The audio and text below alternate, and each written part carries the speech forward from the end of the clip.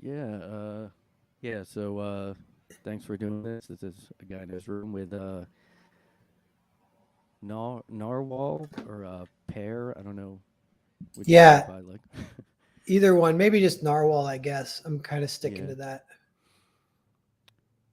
and yeah, this is his new comic right here, Earthbound Grand Prix. I guess it's you said it's not really a sequel. Yeah, it's like the next story. So it is. I guess it is a sequel, but you can read it independently. If you wanted to start the series here, you could.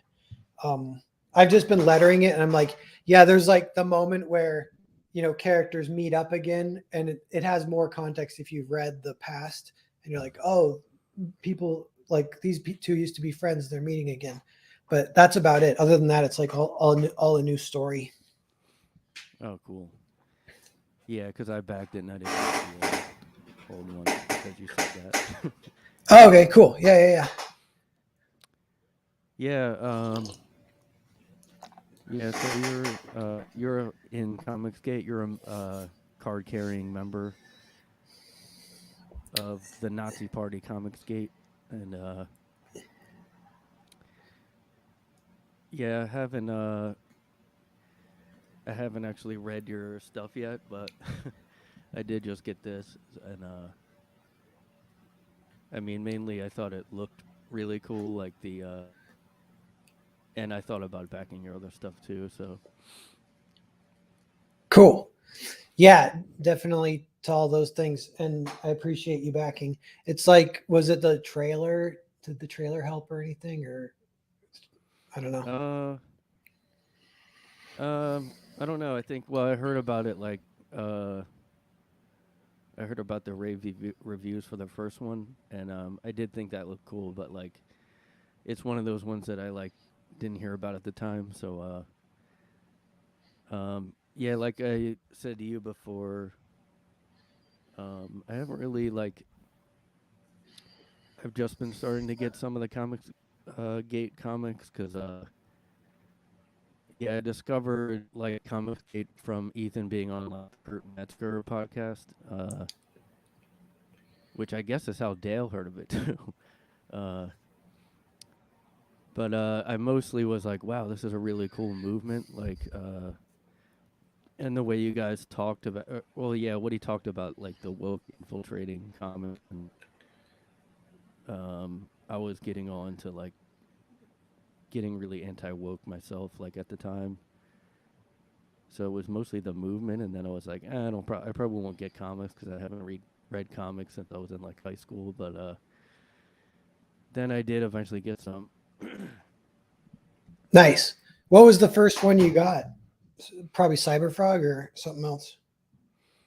I got some of Zach's like because it looked like I guess I was like, oh, this is cool because I guess he's like this kind of the starter of Comicsgate, and I did get Cyberfrog later. Because I wasn't like at first I was like, oh, Cyberfrog's cool, but I don't know if I would like it. But I got Cyberfrog because I thought the enemies were really cool looking.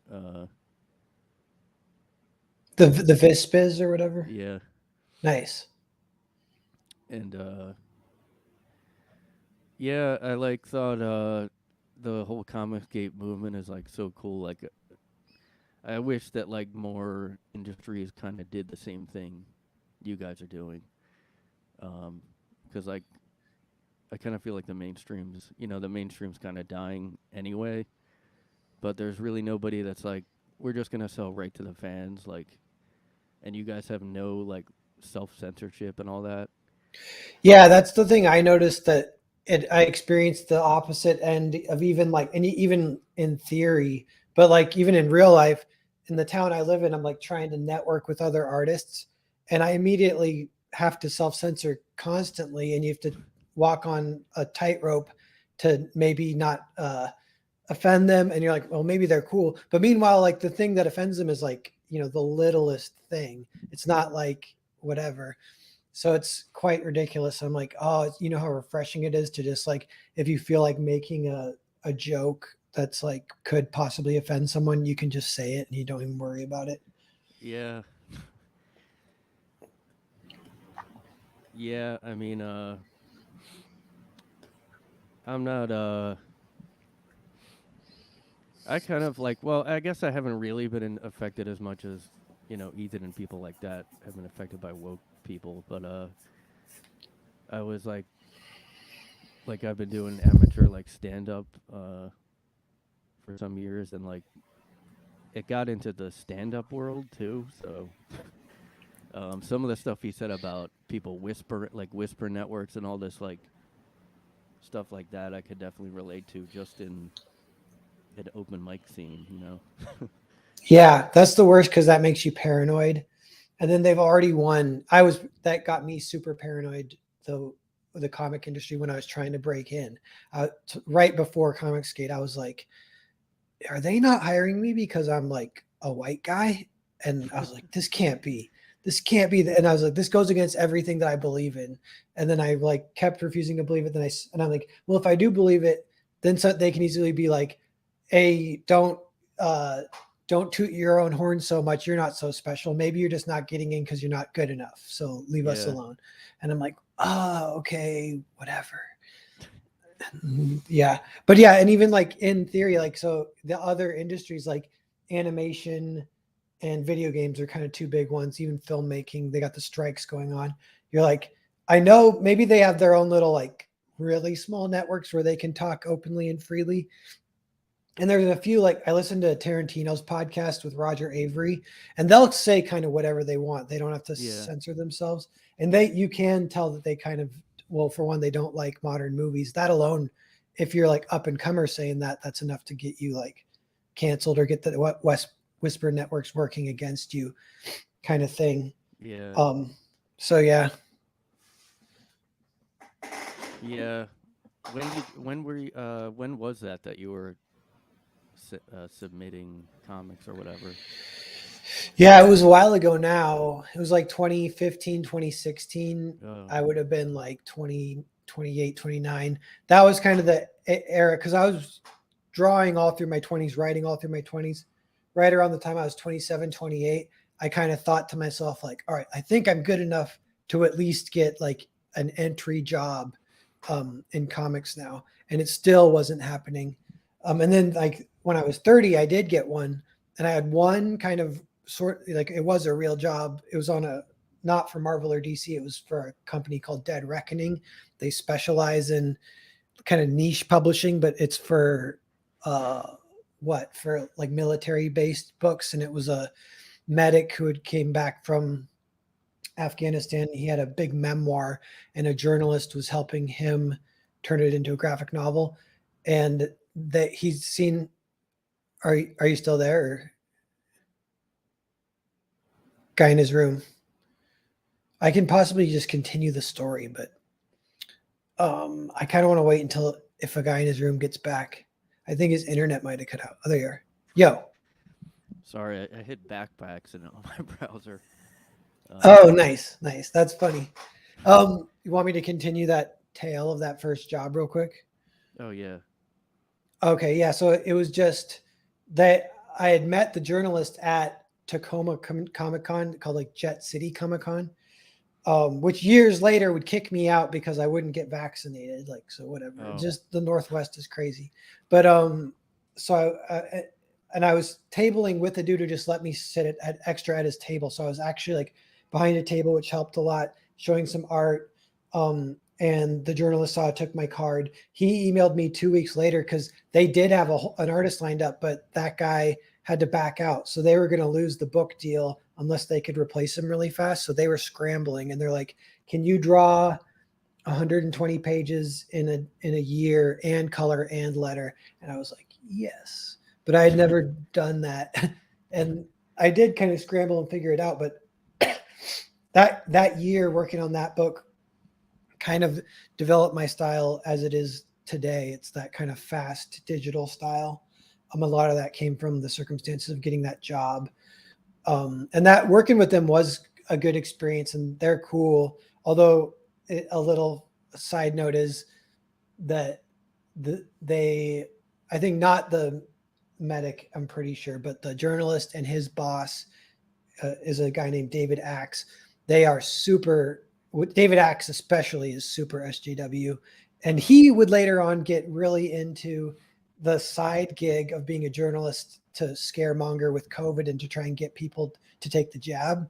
So he was like totally not meant to be friends with me, and we didn't like each other just through emails. But as I was getting, I mean, we didn't even know. But then as I was starting to get a little bit into Comicsgate a little more publicly, because after that job finished, I pitched them for an agent, which was my second Comicsgate book.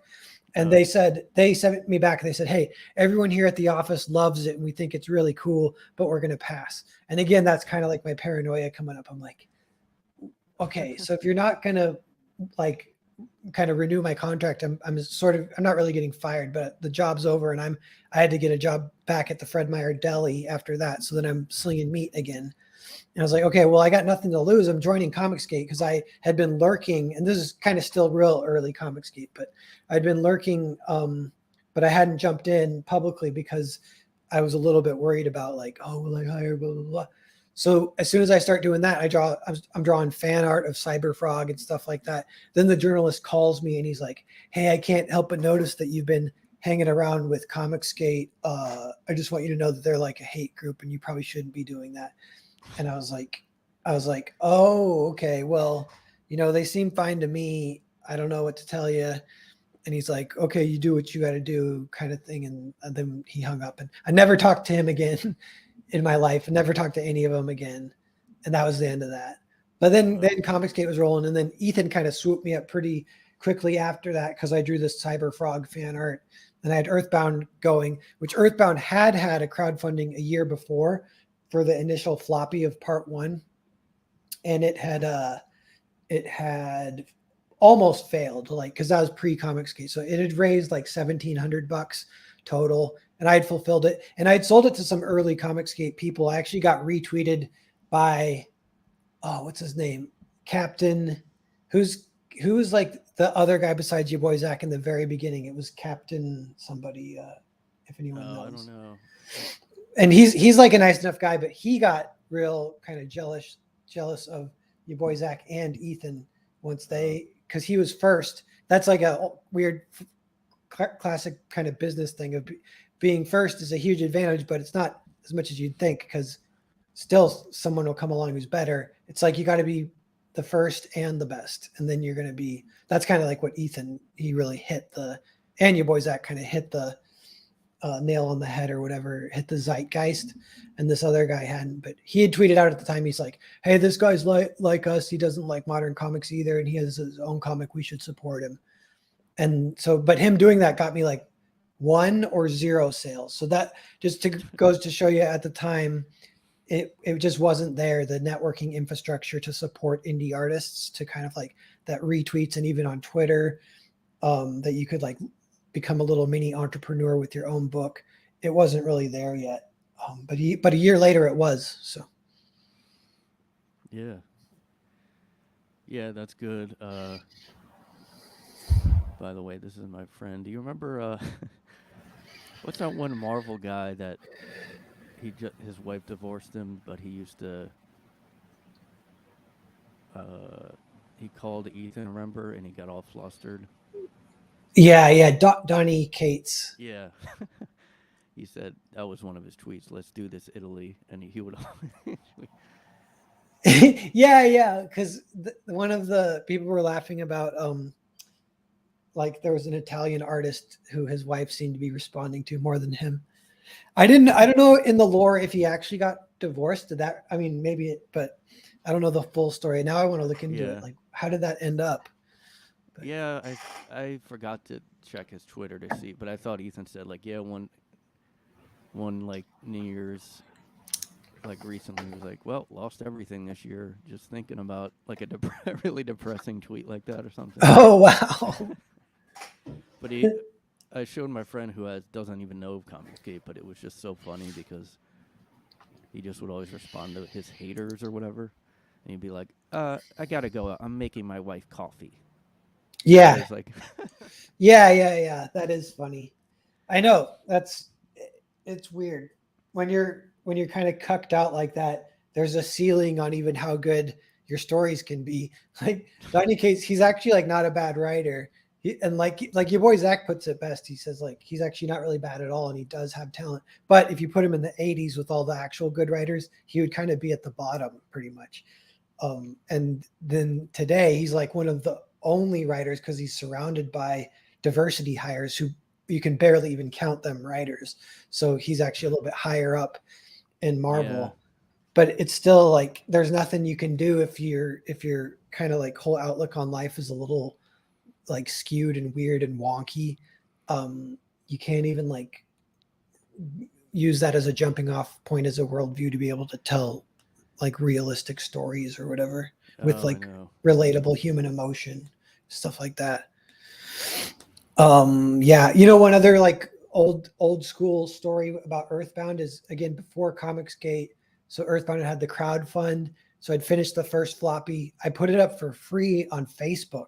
This is like 2015, I think it was 2015, maybe 2016, but real early. And then it was the editor's name is David Desanayaki. And don't nobody contact him or anything. It's not a big deal or anything. But he was nice at first, and then he ghosted me. But on Facebook, he reached out and he goes, "Hey, I just read that comic you posted, Earthbound. It's fantastic. Would you ever consider publishing it in print?" And he at the time worked for my favorite company at the time, and they're called something Press. But I can't even think of it right now. It's Magnetic Press, and they specialized in bringing over European books to America. Kind of niche again, but I loved a lot of the European artists, and that's how I discovered Bengal. And he nowadays I think he just draws for Marvel, but back then he was doing European comics, and Magnetic Press was bringing his books over. So I sent the script to David Desanayaki, and we were emailing back and forth for about 2 weeks, and then he ghosted me, and then I just didn't even know. So I was like, again, the paranoia kind of seeps up, and I was also annoyed. I'm like, dude, first off, too, like you're talking about my first comic gig, about my kind of dream of making it in the industry where I hadn't been able to do that for 10 years. And I'm more, then the chance I'm like, is this really happening? I can't believe it. I'm actually making something that someone's responding to and they actually like, and it might get published. And then he ghosts me. I'm like, it's like the really bad way to treat up and coming artists. And you were like, were you on Comicsgate streams or anything then? No, it was even way before all of that. Oh. But it was when the woke stuff was all happening. And I found out just a little bit later because he had moved to Oni Press, and they were really bad with the woke stuff right away about being very open about. I think they had on their like hiring, if you're going to apply to us, it almost has a message that said, I wish I could find it. I might have saved it at some point. Now it's like lost to time, but it's this JPEG on their website, and it says like, for too long, stories have centered around a certain viewpoint from a certain type of person. Now here at Oni Press, we will expand multiple viewpoints from other people and not the old way, something like that. And it's like, okay, yeah, they are not going to hire any white dudes. And when I did like confront, although not in a mean way, I basically met David Desanayaki at like Seattle Comic-Con, what's it called? Emerald City. He was at a different company then, but I kind of went up, introduced myself. He immediately got huge deer in the headlights. And I'm like, no, I'm not like disgruntled dude. I'm not like going to assassinate you or anything. But I was like, I was trying to give peaceful energy. I'm like, don't be frightened, David Desanayaki. I just want to ask you why you ghosted me. And even that, I said it in a nice way. I was like, I didn't end up hearing back from you. What happened? Whatever. I don't know. And he goes, oh yeah, about that, man. You know how it is. Sorry. I got hired at a new company, and that's what he said. So.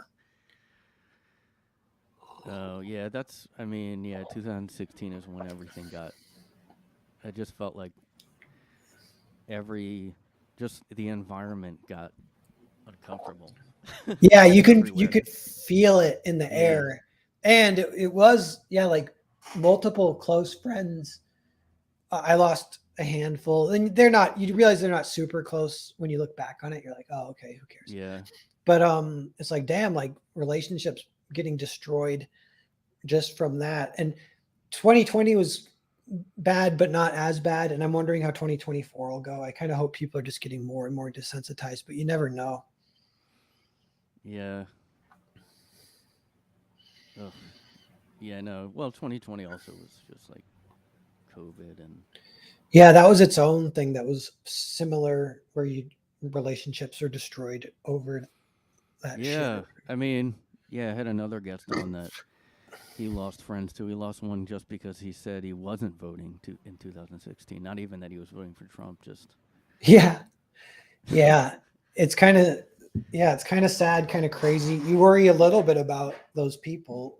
They got to be pretty like extreme to do that. But yeah. I mean, like even like because I was just doing stand up in Philadelphia, like back I guess around 2016, and I remember somebody just posted uh like she was like I think everybody should start booking based on this spreadsheet, and it was a spreadsheet of like you know um different identities to book based on, like, and these are just local comedy shows like yeah. Yeah, uh that's crazy. How do they have to have like serious, it makes me feel like they don't have self-awareness, but then maybe they do, maybe they're just, you know, on some level it's like they're just commies. Like who cares? Whatever they are. I don't know. They're like different, but I I don't know. mean that was the thing, she really was just a normal, her comedy was pretty, like, it was really surprising from her because she wasn't somebody I expected to be like that. I don't know. Yeah. Oh, well, that's the other thing about 2016. Because that I can relate to that a little bit because I have some of my most sane, they're liberal, but they're not crazy friends. Even they, in 2016, they were crazy and they've kind of since calmed down. But it's like, oh, they were getting worked up because it was kind of the first time.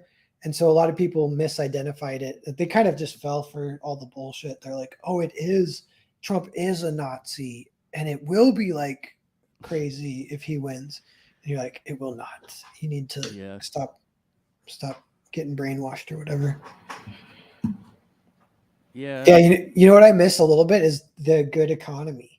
I feel like we're all feeling that a little bit because even in indie comics, like everyone's numbers are down just a little bit and but down like 10, 20, 25% even.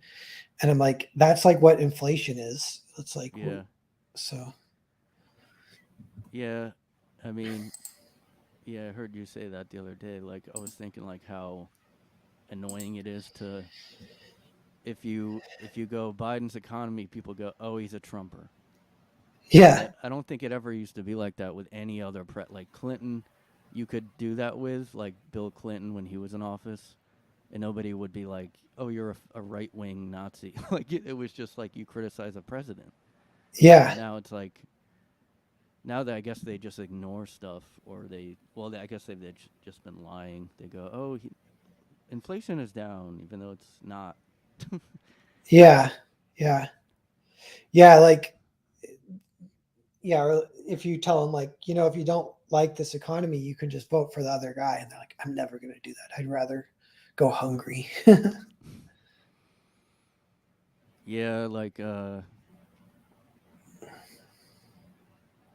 but like, yeah, Comicsgate has guys like you, where I feel like in a sane time, like you'd be on like a bigger, like a mainstream type of label, and you'd just be doing your thing. But now it's like, it's also funny that you got a call, like someone. It's how things are now. They're like, "Hey, by the way, Comicsgate is a hate group." Like, they tell you it. Like, Yeah. you've been involved in it. You heard what people are saying, but they have to tell you, "Oh, they're secretly a hate group." They don't ever. Yeah. Yeah. Rini went through all that too. Like it's kind of happens to anyone if you're making that transfer. It's like crabs in a bucket or whatever. They'll all call you, they don't want to lose someone from their team. And a lot of people, that's why I like Comicsgate too, because these are the people that we've all heard that, but we're the ones that once you hear it, we want to like double check. Yeah. And then as soon as we double check, we realize it's bullshit. And then we kind of, from there, you kind of know what's what a little bit.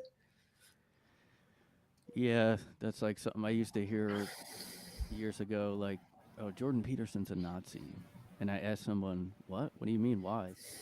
And they're like, I don't know, that's just what people say. Yeah.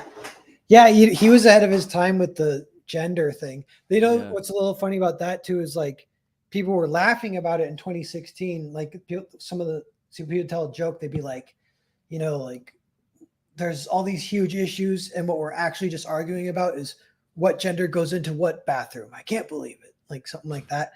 And I'm like, yeah, Oh, at the time that sort of made sense. But now it's like, no, that is the main issue. And it is very important. yeah. I mean, that came up really fast, the gender. Well, as soon as like Caitlyn Jenner. And then Yeah. like, It came in like phases. There is that. There, did you follow Owen Benjamin getting like kicked out or whatever of Hollywood? no, I just like I don't really understand his whole thing. Like, again, he's another guy. People just go, he's a Nazi. I don't. I heard people say, oh, he went nuts because he had strong weed once on Yeah, yeah, someone's yeah. podcast, and I'm like, I don't. How would that make you completely change your life though? Just like, oh, I had a weed that was strong. Yeah, I know. I think it's a meme or whatever. But he got canceled back in the days when canceling was still kind of scary, Yeah. and it was kind of like a true, real canceling. Like his agent called him up and said and told him he couldn't represent him anymore. Like his like lawyer, you know, whatever, said he couldn't represent him anymore. And this is like he was plugged into the Hollywood system, like straight up. He'd been in like Adam Sandler movies and shit, and he was kind of going up that, like he'd probably lead a movie at some point. But yeah, they just kicked him out. And the reason they kicked him out is because of a tweet he did where, and I don't know if this was like 2016, it was around then, maybe 2017, but Hollywood was doing the weird, I think they pat themselves on the back for being ahead of the times, trendsetters. And the only way they can do that is just by being super progressive and pushing Yeah. crazy shit early. So they were pushing the trans kid shit before it was mainstream. And there was a guy posting that his kid was like, you know, a girl now, even though it was a boy. And yeah, they're gonna start putting him on like hormones or whatever. And I still can't believe that even that's acceptable at all, but it's Yeah. crazy. But so Owen Benjamin says like this is child abuse, which is true. And then for that was it. So from that point on, I think he got some chances to back down, but he didn't back down. But yeah, I think they might have canceled him anyway, even if he did. But then he got like super canceled. From that, he did spiral a bit, went down every rabbit hole. Then he kind of balanced out for the most part. He ended up getting banned off everything. So it's kind of a bummer because banning sort of works. Because I was kind of watching him when he was on YouTube. Now I think he is on Rumble. So I'll remember like once every 6 months and watch one of his streams. But yeah, he was just a high profile example, one that was happening kind of early. Real quick, Mega Michael says, what is your favorite all-time comic?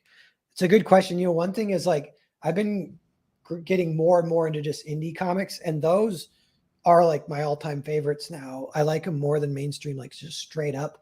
But mainstream, some of the best mainstream still might like hold a pretty special spot in my heart. And it's Frank Miller Daredevil. So it's like Frank Miller's Daredevil, Born Again, and Daredevil, The Man Without Fear, which I think those are like 10 years apart. He kind of went back to Daredevil just for a graphic novel in the early 90s. That's The Man Without Fear. And it's drawn by JR. And then Born Again, which they're turning that into a Netflix series next. It'll come out like next year. And people are nervous that that's going to get like wokeified or whatever. But that comic is amazing. And that's Dave Mazzucchelli or something is the artist. He's awesome too, but I'm not too familiar other than I really like the art in it. But yeah, Frank Miller, I read it relatively late in the game too. Because when I got into comics, I was reading like, you know, like just stuff that you might hear are classics. So I was catching up. So I read like The Dark Knight Returns. I read Watchmen. I read Mouse. Some of those are like college. Like if you take a college class on graphic novels, they make you read those or whatever. And then got into Tim Sale and read as an artist. So I read all of his books that he had done art on. But then, getting into like way late in the game, picking up Daredevil, I was like, this is like, reminds me that comics can be better than movies and TV and kind of different, and like the comics medium being just when it's firing on all cylinders, it can be the best of all of them. And it's so good. Oh, and Berserk, which isn't really comics, but that's life-changingly good. That cheats because it's this long. So, and it actually is like this long if you want to keep reading it. But the golden arc that everyone talks about, it's like this long. So yeah, it's like, of course, I mean, not of course, but that with that many pages, you can build up stuff really good and get huge emotional responses, and it is awesome. But yeah. Well, I think that's my friend and he, like I was telling him about some of this comic stuff now, and he's like, that sucks because like he has a kid and he's like, I don't know what to do. Like I tell him not to read any new comics. I'm like, yeah, I haven't. What would you do? You recommend anything like that to just not show a kid new comics? Oh yeah. I don't do that for movies really. With like a few exceptions, like I might go see Oppenheimer or something, but I don't really watch new movies and I don't really watch new TV, and I do watch old movies and TV, and I do have like this kind of fantasy. Like if I had a kid, I don't. And the reality is it's so hard, and kids have their own device, their own aims and free will. So I don't even know how you handle it, but I would want to raise the kid like a time machine. So when they're 3, they're watching like 1930s movies. When they're 4, they're watching 1940s movies. When they're 5, they're watching 1950s movies. So they can like appreciate and hopefully not get the modern like OCD where you can't even watch old movies now if your brain gets wrecked by TikTok kind of. And the old movies are better though in so many ways, but you have to preserve a little bit of that like older school brain kind of thing. Yeah, no, I never watched any really old stuff, even as a kid. Like, my dad just liked the same Star Wars, like a lot of sci-fi. Like, I watched the same movies over and over. Yeah. I did like them, but yeah, now I'm starting to go like, oh, maybe I should watch old stuff. Yeah, well, you're like, my generation-ish. You might be a little younger than me, but we dodged a bullet a little bit with some of the movies because they were still pretty good and cool even when we were kids. If you're watching modern movies, if you're a 90s kid or whatever, that was still good stuff. And you can still kind of, with that base, you can still go back and enjoy older movies. Yeah. Yeah, well, I mean, I just turned 40, so I'm like at the almost not a millennial, but yeah, cool. Yeah, I'm 37, so. Yeah, and just one more thing about favorite comics. So in the indies, there's one in particular that I always think of, and it's Disintegration Street by Brendan Swan. And it's a little bit of a weird one too, because like it's not mainstream. The art is, I love the art, but it's like, it's a little bit like you'd almost look at it and be like, wait, is this like indie, like it's not good enough to be mainstream, or is it just that's the style and I got to get down with it? Yeah. And I think it's part B, but it is like, it just takes a little bit of like, okay, this is what it is. You got to get, so some people won't read it just because they don't like the art, but which is fair enough, if that's, comics are a visual medium. But I do like the art and I love that comic. And it's another one, it's kind of long, which is always fun for me. I like a little bit longer comics usually. And it's just called Disintegration Street. But when I got Earthbound 2 for me, was that hit when the economy was still pretty good. And that one, it was like for me, that was like a hit, like a smash hit. Like it did 1,200 sales. And that's backers. I think books, it was like maybe up over 2,000 because people were getting multiple books and stuff. And so with that was like enough to buy, rent, pay food. Pay rent and buy food.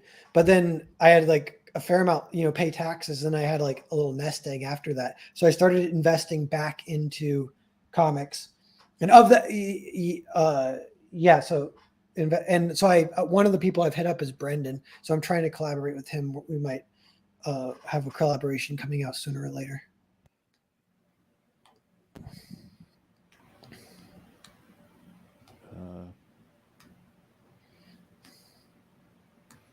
Yeah. So so you seem is your favorite stuff like I don't like more like surreal type of. I know you're like David Lynch a lot. Is that your favorite type of stuff, or do you like also mainstream type of, or I mean more straight ahead? Yeah, good question. I think I like everything, and I like straight ahead stuff. But then some of the straight ahead stuff, like I know some people love it, and I kind of just like it. Like even like I don't love it, but I do just like it. But when I was a kid, I loved Arnold Schwarzenegger. Oh Um, yeah, but like yeah, I'm trying to think of an example. Like Jean-Claude Van Damme movies, I'm like, yeah, they're okay. I don't like love them, but they're okay. But David Lynch, I do like him a lot. He's probably maybe my favorite director. But of him, I like his less surreal stuff, which there isn't that much of it. But like Blue Velvet is his least surreal movie, even though it's pretty darn weird. But it's awesome. I love that movie. It's very inspirational too. That movie is cool because pretty simple-ish like plot and like stuff that happens, and they build up so much intense suspense with just a little bit. And so I really that's something I kind of try to do with my comics too. yeah, uh, yeah. Well, I've heard you. It seems like you're into like studying storytelling, uh, and like I always like. I guess you got me to think maybe that's a good idea because I always used to be like, I hate studying anything like that. Like I hated music theory because it just seemed like there's no way the people that make them, even Mozart, well maybe Mozart, I don't know, but like who sits and goes, I'm gonna put this chord next, and like the way they Yeah, staged it, I was like, so like I don't know if because I always would think like, oh, David Lynch like doesn't analyze stuff like the way people analyze his movies, but maybe he does. I don't know. Like it's hard to. yeah, good question. I think he would have been aware, at least in the case of Blue Velvet, that his goal is to make it real intense, and then he kind of knows how to do that. And specifically, if anyone hasn't seen the movie, this isn't spoilers, but it's the guy he sneaks into a woman's apartment, kind of pretending to be um, a bug sprayer, and then while he's there, she kind of starts acting a little bit weird. And then her boyfriend comes home and she makes him hide because she's like, the boyfriend will kill you if he sees you, which is actually that's like a structure from fairy tales. That's like the ogre, Jack the Giant Slayer. All those stories go like that. Like, dude enters castle, sees the princess. She says, "You got to hide because the ogre's going to be home Oh yeah. any second." So then you hide. But then, so there's a point where he's hiding, and like this shit's going on that's kind of super crazy that he has to kind of just watch. And like I'm like, man, that's so crazy that that's in a movie. Like that was when I saw it in college for the first time, and I was like, that's kind of was my thought. Like I can't believe this shit's in a movie. But it's not like it's super bloody, super gory. There is weird shit about it. Like the guy, it's what's his name? He's a famous actor, Dennis Hopper, and Yeah. he like has a oxygen mask that gives him laughing gas to get him high, and then he makes her call him daddy, and he like hits her, and he says, "Don't look at me," and he's like, I don't know, that kind of shit is weird, you know. But Did you actually? My dad was really into his Dune movie, and so I watched that a ton as a kid, and I didn't know no that people didn't like it until I got yeah, older. I don't mind it. I like it, but I can't like sit down and watch it uh like a classic over and over again. I think I've seen it twice now, and because it's a little long, I get sort of bored by the end. But there's some stuff I love. Like I love that he does the thinking people's thoughts. He does it as whispers. That's like genius, and I don't know if anyone else does that ever. It's like a really good idea to have that thoughts would be whispers and they wouldn't be Yeah. like just speaking or whatever.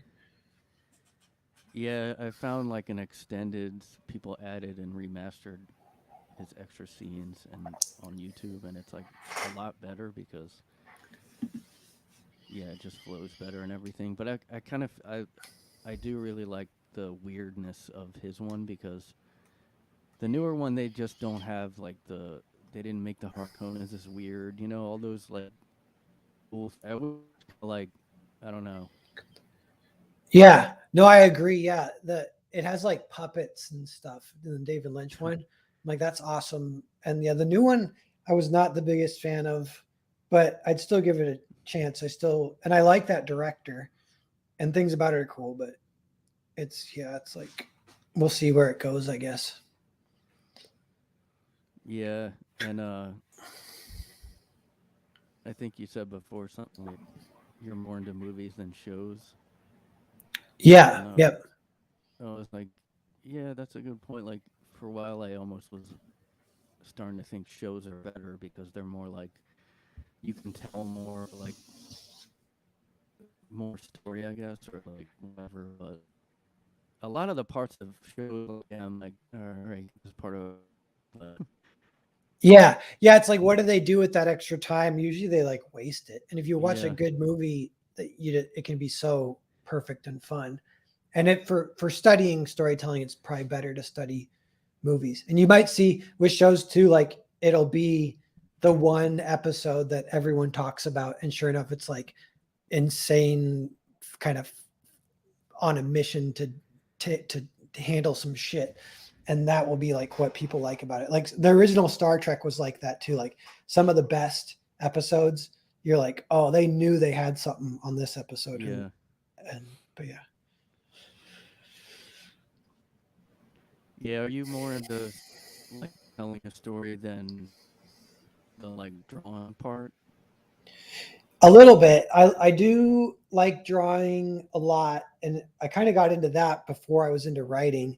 Then I've kind of gotten a little more into writing, and then now my kind of thing is it's not necessarily even about drawing or writing, but I'm get kind of because I've been doing the comics thing for a while now. Is I want to break into some other stuff like animation, video games, and live action movies, and I got some schemes to do that, but it's still a little bit like one of the first things that's crazy about movies is like you really do like need to have social skills and a social network and friends and or have some money or whatever. But I got one script that's super minimalist, and I'm like, I think I can maybe just cast it and just it'll either be me and a sound person just doing it, or I might be able to just put the cameras on tripods and I can be the sound person. I was like, I almost want to do that as a challenge. And that the thing about that is that will potentially not even be watchable. Like if I'm lucky, it will be watchable, but there's no way it's going to be like getting me gigs at Netflix or anything because it's just two people talking.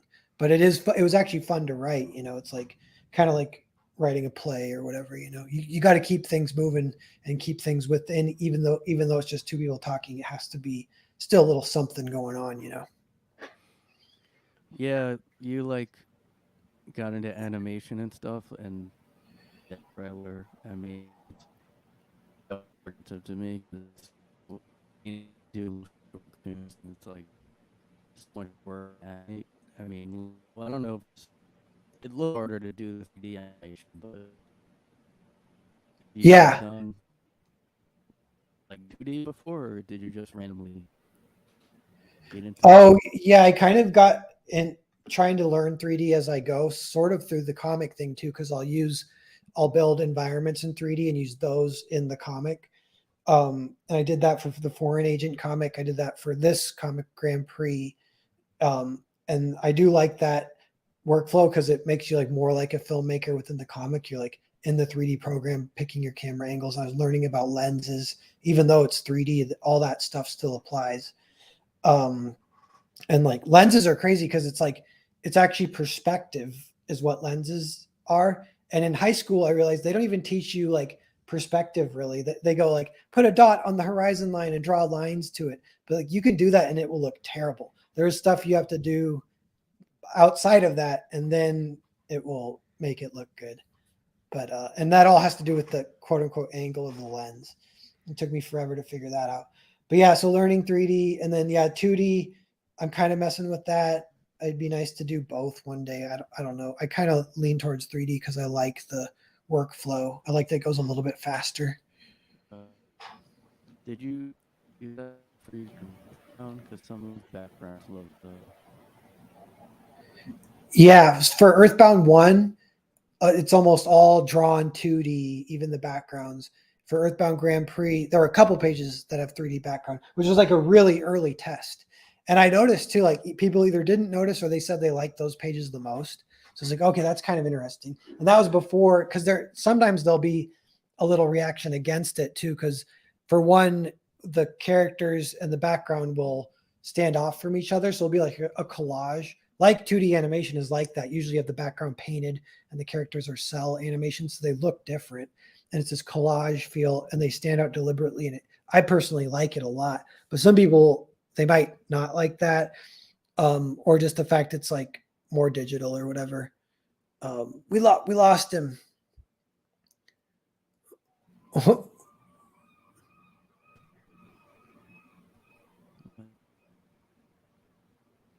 You're roboting just a little bit, Brian. You're back. Now I can see you.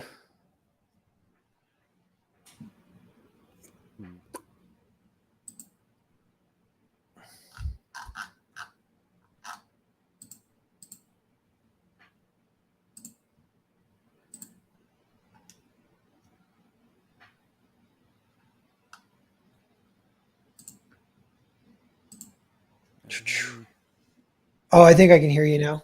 Can you hear me?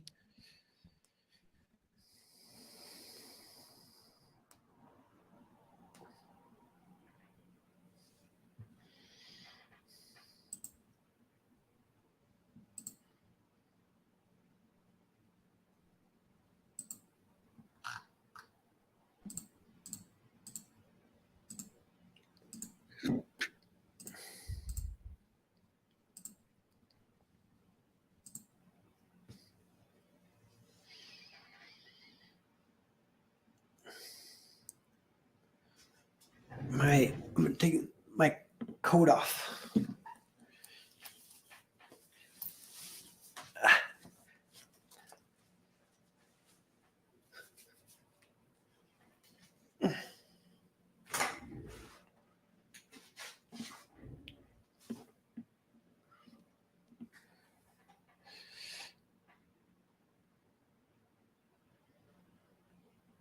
I'm gonna go get a carrot. Be right back.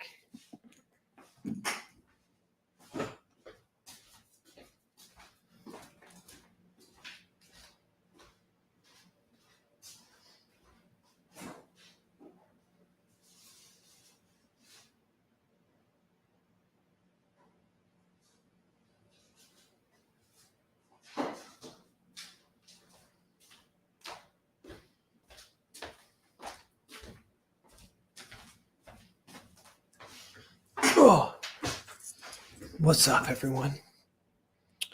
Wonder what happened to Brian. I hope he's okay. I'm just gonna eat this carrot. I'll see if he makes it back. He's the one in control of the stream too, so like he can end it, but I'll go to an hour. Then I might dip out. We'll chat in the back rooms. We'll catch up. It's a good first try for a stream.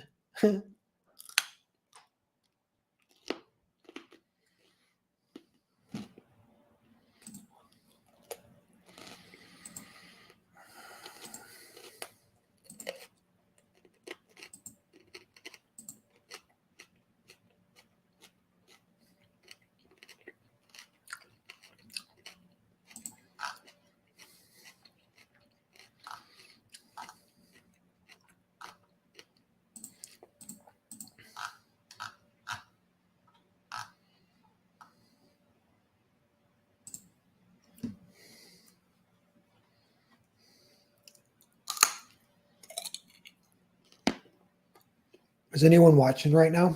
It might just be me.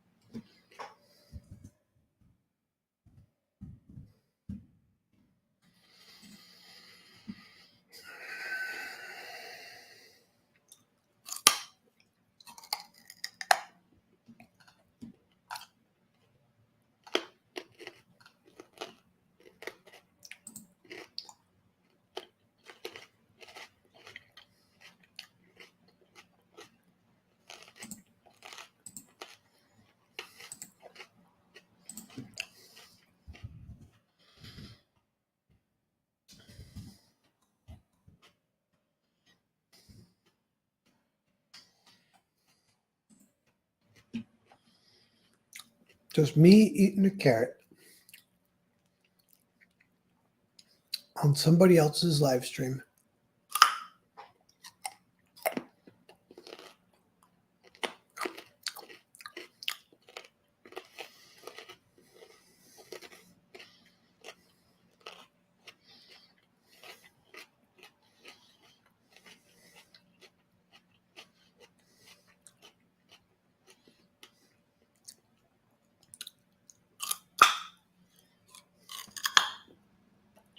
Yo, what's up? Hey. Was that just me that went? Yeah, I've been talking to the chat. I don't know if there's anyone here though. Oh, Mega Michael is here still. What's up, Mega Michael? Man, sorry, I was munching on my carrot. God.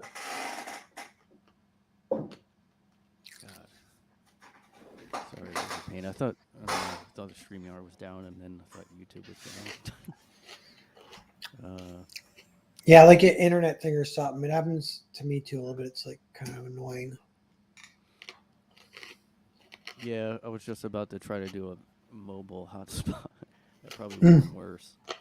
But seems better now. Yeah. Hold on a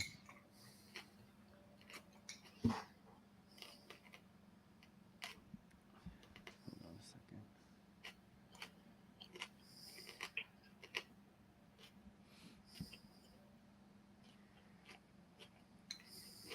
So were you like in CG like when it started, or did you?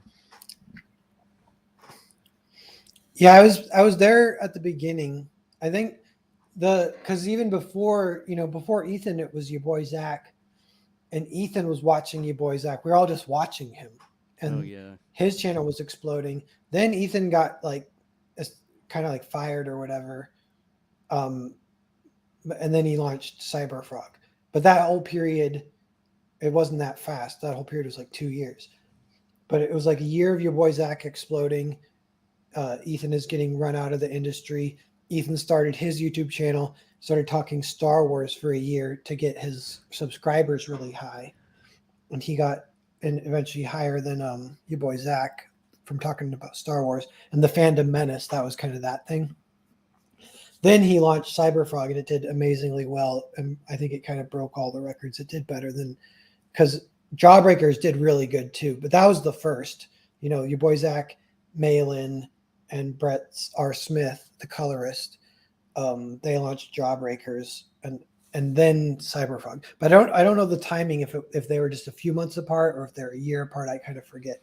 But what I remember is that your boy Zach, like I think I hopped on and he was at 2,000 subscribers, but he was getting like 1,000 a day and then like 5,000 a day, and it just was like exploding. And I remember I seen one of his videos. And I'm sure it felt like this to a lot of people at the time, like, because he was really, the timing was like perfect for him to be, he kind of had this reputation, even at the time, it was like his own personal identity with the channel is to be the guy that will talk about the elephant in the room when no one else will talk about it. Or the other, like, fairy tale that people talk about is the Emperor's New Clothes. Like he was the one guy saying it. And then all of a sudden, everyone's like, God damn, you're right, man. I've been self-censoring my own thoughts because I won't even go there because I'm scared of being called racist or whatever. And so you just hear him doing it. I went back, watched every video, and I'm like, oh my God, like the comics industry is in shambles. Books are terrible. Nobody's hiring anyone. This partially explains my paranoia might be somewhat true or whatever about not being able to break into the industry. And then the other kind of interesting story about that's kind of fun is way early in his channel, I like got his emailed him, and I said, hey, based on what you've been saying, I think you might like my comic because I know you hate modern comics. And then he responded and said, I clicked the link, but it didn't work for me. And I was like, oh, try this one. And then he never responded.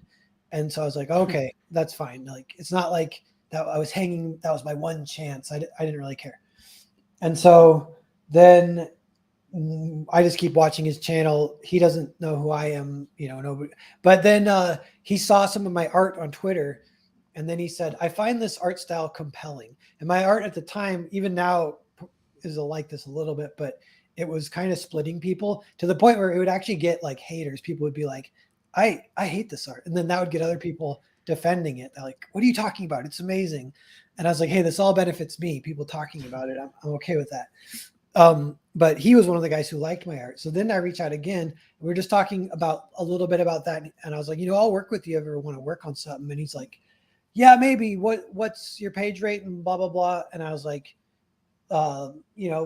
this, whatever works. And he's like, yeah, I just don't have anything right now. Kind of. And he did say at one point, he's like, you know what? The Jawbreaker style is doing way better. If I try to do indie stuff, it doesn't do quite as well. So I'll probably stick with the mainstream art styles. I was like, okay. So again, we don't talk again for like a couple of years, still in the same circles ish, kind of obviously friendly. I'm watching his channel. Then because he liked my art though, he backed Earthbound. So then he got Earthbound. And then this is kind of part of my lore, part of the interesting like checkpoint or whatever is he gave a review. Kind of to me, it was randomly. I didn't know. People were like, Zach's reviewing Earthbound. So he reviews it. He gave it a pretty insanely positive review and he loved it basically.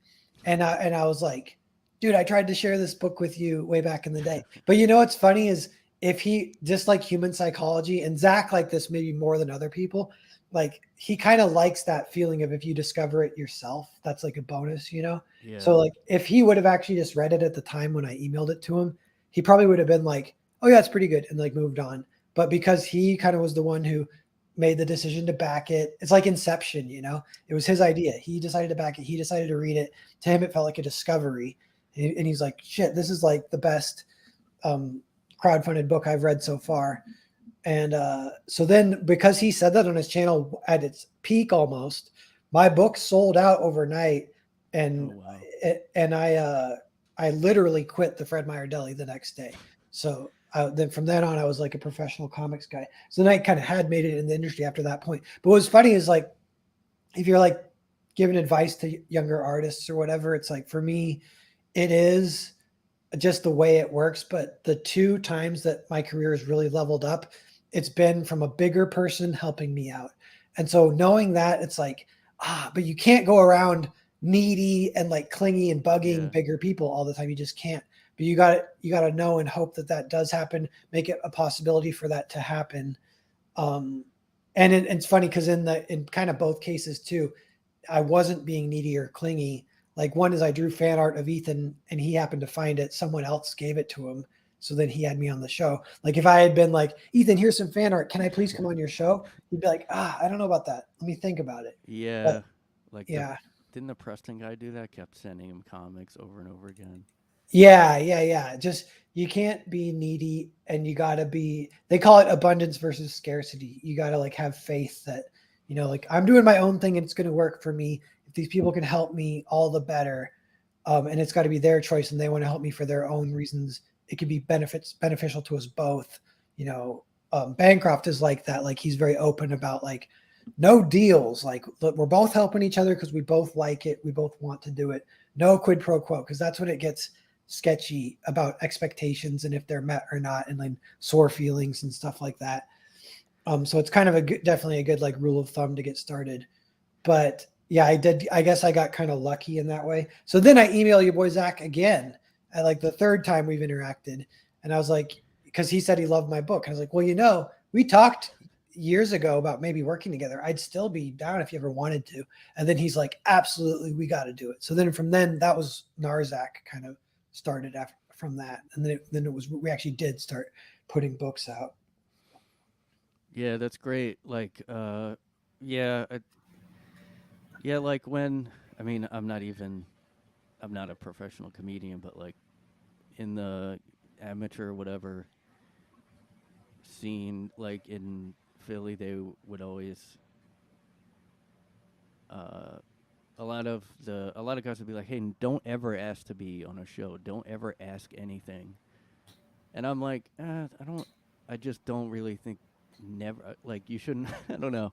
Everything's black and white all the time with people like, oh, don't ever.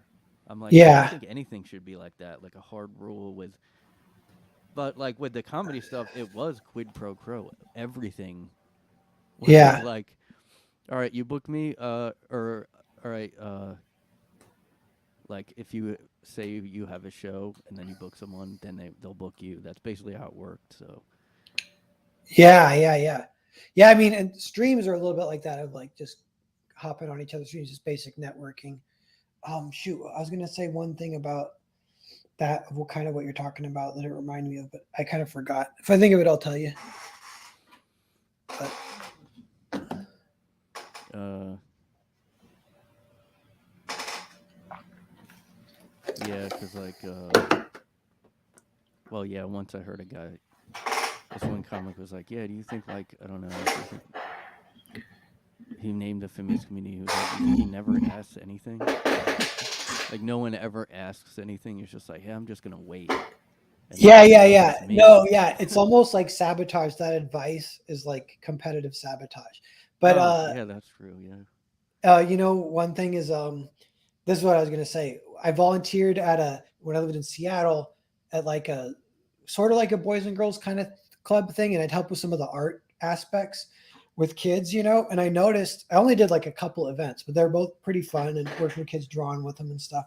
But one of them, I noticed I was like, damn, like the kids that are outgoing, they're like, Mister, come here. And they're like asking me questions and asking me favors, asking me to doodle for them so they know how to do it. And then the shy kids are doing nothing. And I was like, I feel so sorry for the shy kids. They might Yeah. even be more talented, but these kids that are not shy, they're getting all the advantages. And I'm Yeah. like, even if I try to balance it, so I'm like, okay, I can help you, but I have to also check and make sure they want something. And but it's like even with that, it's skewed like so much advantage for the kids who aren't shy. And I was like, note to self, like not being shy is such a Yeah. huge advantage. And I guess you could put that in some of what we're talking to is like, I've heard this advice that I think is kind of okay. It's like shoot your shot for a lot of stuff. Like if you're in indie comics, if you want a Dale Keown cover, you can ask him. I don't think he would be that offended. You know, he'd probably say no. But you could still ask, and it's not that big a deal. And you So have like, to be able to afford it too. yeah, you probably that's yeah want to figure that out before you even ask or whatever. But kind of same with Malin, all those guys, and asking even like to do an interview, you asking me, or I've done that to people too, asking them that kind of stuff.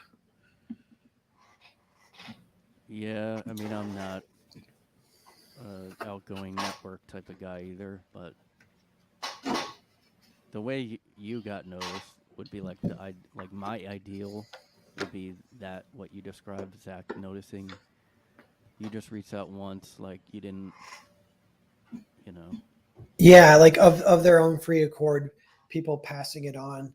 I know, like that's like I wish that there was more infrastructure to help up and coming artists and discover like the ones that have more promise or more whatever what's it called potential or even potential that's already been realized. So like actual, they're ready, they're talented people. Then how do you get them kind of raising up the ladder? Because if you look from afar, you know maybe you only see the things that stand out and it can give you a bias. But it feels like it's like inverted, where yeah, it's like oh, they put on the fast track like the girl with the in the wheelchair or whatever with one arm will get like the Marvel gig. It's her first gig, as she didn't like learn anything from working in the indies first and then get Marvel how it used to be or whatever. It's like they cut straight to the front of the line, and I'm like, well, that's kind of replacing the system. So now it's not even like the system where you used to be like, oh, you can work in the indies and then you work up. Like Mark Millar did that, you know, like he worked in the indies for like 10 years and then he worked at Marvel and DC for 10 years. Then he like kind of became pretty famous of the Mark Millar that we all know. He started to get like movie deals and stuff 20 years in, you know, and yeah, like that seems like that's sort of gone. Like I don't even know what the system is now, but even on my end, I can do like a smaller version of it, but like I'll pimp Brendan Swan and I'll try and work with him. But even then it's like there's no guarantees, and there's no that's sort of like, you know, my own taste. It's not like I said, that's not necessarily super mainstream, even it just happens to be my favorite. Um, so I don't know. Yeah, I mean that's like it's like every mainstream thing, it's kind of like meritocracy is gone, except for Comicsgate. It's like, okay, there you can have just talent. And then one annoying thing, like you were talking about Quentin Tarantino earlier, that's one annoying thing. They'll be like, oh, white people can't make it? What about Quentin Tarantino? Yeah, It's like, yeah, yeah, he's already established. It's not. yeah, yeah. And even in comics, that's a thing where, right? But like they'll say like, what about what Donnie Cates? I think he Yeah, might be white, or maybe he'll now claim he's like an eighth Mexican or something, and use that as an identity. And then he might say he's they them. He plays yeah, all the game, but he was kind of like a white guy who got in right before the doors closed. He's like my age-ish or a little older maybe, and then the doors close, and then he'll pretend like there's no doors, or even people a little bit older than him. Like there's one guy, he gets like Netflix deals and he's very successful, and he's not a terrible writer even, but he did the Netflix show. Oh, I can't think of any of the things. I can picture it though, but it's about the boy with horns, and it's called Sweet Tooth. Jeff Lemire is his oh, name. So he lives in Portland, I know too. He's like part of the Portland comic scene. He might be like a little older now, even he's like 50 or 60, but he completely threw Comicsgate under the bus. And I'm like, man, you benefited from the meritocratic system, and now that it's switching, you're totally burning the bridges behind you. One of the things that's stopping too is like, if he wasn't a coward, like him and I could have been friends in another universe where the crazy woke stuff didn't happen. Like you're saying, like it is, some of it does, you got to like not let it bother you, but it's like, yeah. Oh, another example is even Doug TenNapel, who I don't really actually have that much of a problem with. He gets some shit around here, but I kind of think he's okay. I even kind of like him, but I feel like like if I was in his era or shoes, I think I would have been able to do what he did or better.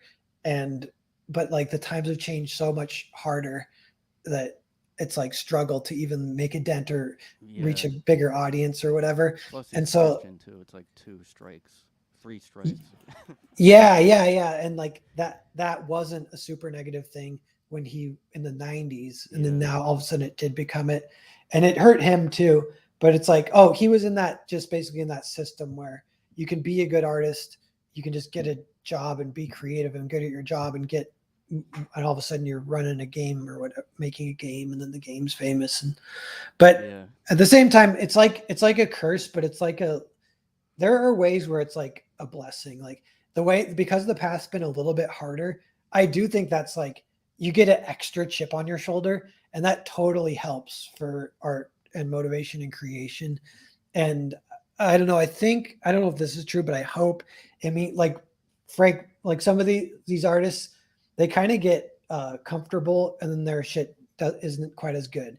But when they're like really chomping at the bit early, their stuff is really classic yeah. and amazing. And I'm like, I might be in a permanent state of that early stage because I never get what I want, like, which is funny.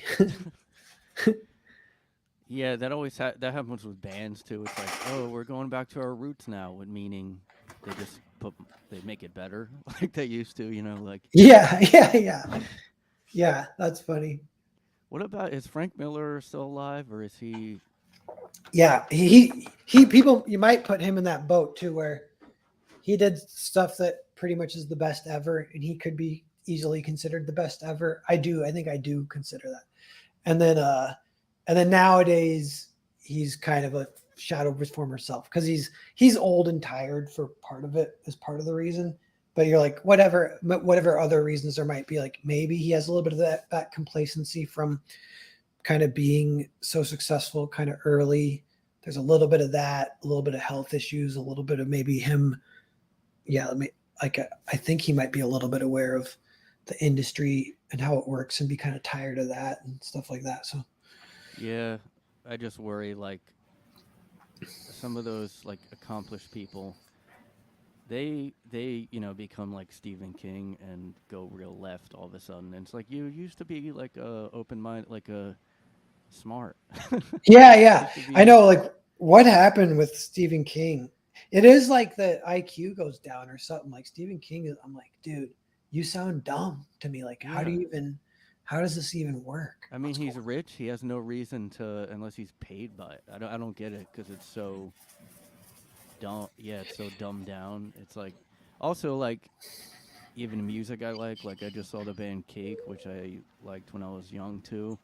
And then I went on their Twitter, and it was all this like retweeting anti-DeSantis stuff. Yeah, that's stupid.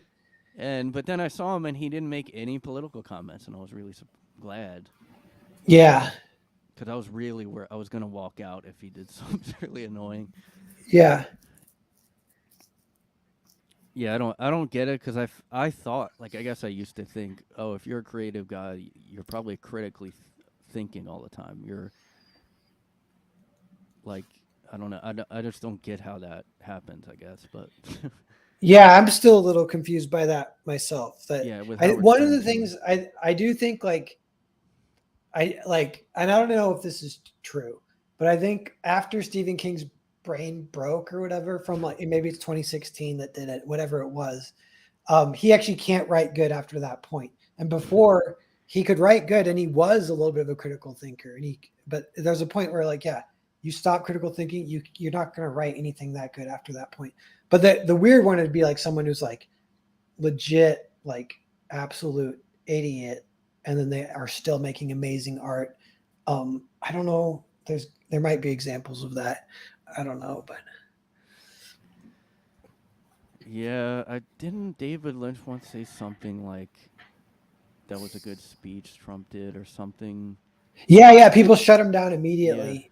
Yeah, yeah. He said like it's all good messages come together, and people were like, "Shut up." And he did backtrack just a little bit. I'm like, oh dang, sorry, David Lynch. But he's still on that critical thinking level though. He can someone he might not like can say something and he can listen to the words, that kind of stuff.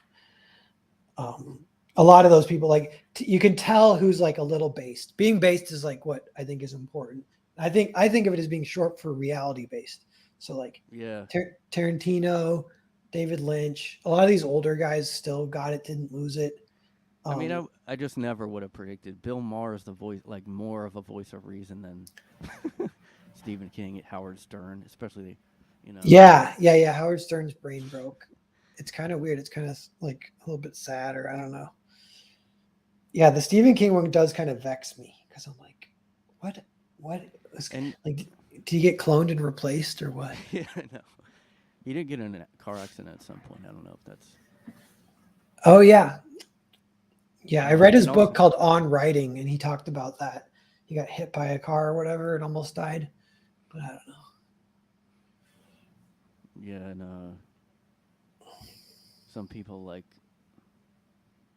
Kevin Smith is annoying now. He's not as bad as Stephen King, but and some people I'm like, I wonder if they wouldn't have been canceled if they would have stayed establishment like Louis C.K. If he never was canceled, would he have just been like Trump's bad and just Yeah, an alternate timeline happen where he wasn't canceled and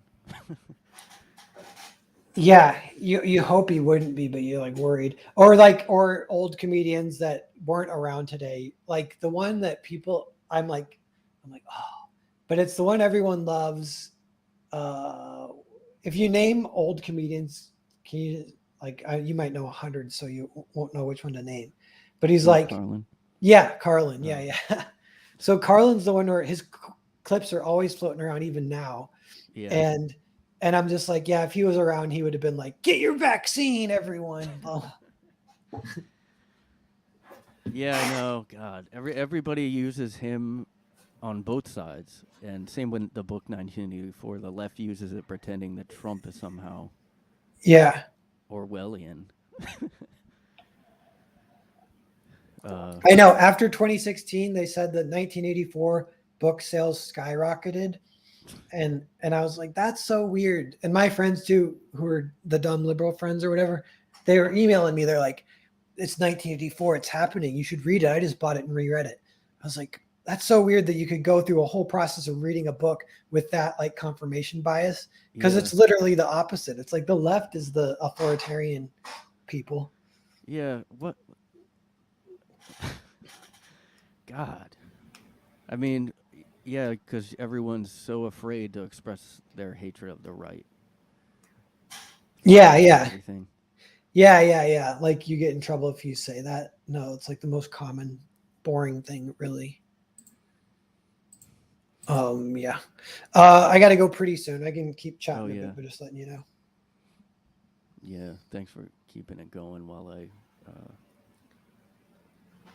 got exited out or whatever happened. Yeah, no worries. Yeah, it's been a good discussion, good little chat. Yeah, thanks a lot. Yeah, do you have a website or do you just Just Twitter and YouTube, and then the current campaign, which is GoFundMe. So those three. I'm at plaster_Harris. That's like an old stupid account I made way back in the day, but that's like my account. And then it's called Narwhal Books on Oh, you know, you can. I just found out you can change your YouTube username because I had one too that was not a guy in his room. And it was one I made whenever I made my first video ever. Oh Somebody yeah. else was able to change it, thank God. But Yeah, I probably will look into that. Right now, the Twitter and the YouTube one are the same, which is kind of nice, but I'll see if I can change them both. And yeah, Twitter's becoming X now, I guess. yeah, I thought it wasn't loading, and that's why for me. Yeah. Is your first name is Pear? Is that short for something, or is that? No, it's a Swedish name, and Uh, that's just my name. Yeah, it's Pear. yeah, everybody go back his book and yeah, because that's what we have to do. Well, I mean, I feel like that's the only way our society will be okay is if more things like Comicsgate happen, like in every. I mean, Daily Wire already started doing comedy specials and movies. Like, I just think that's gonna have to keep happening because, Yeah. yeah, hopefully the writer strike just ends Hollywood completely and. Yeah, that's what I was thinking. I want like a Phoenix situation. Like Yeah, there can be something that comes after, but it's going to be different and better. And even if it's just like back to meritocracy or whatever, but I don't know. It's like it's a little bit confusing what's happening, yeah. the whole Well, just situation. make a whole Antifa country, and they can all go there. An Yeah. autonomous zone. Yeah. Oh yeah, but thanks for coming on. Yeah, everyone back his book and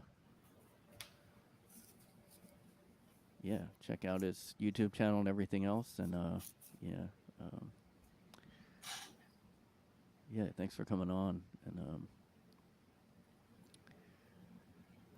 yeah, I guess that's it then. Yeah. Sounds good. Thanks for having me.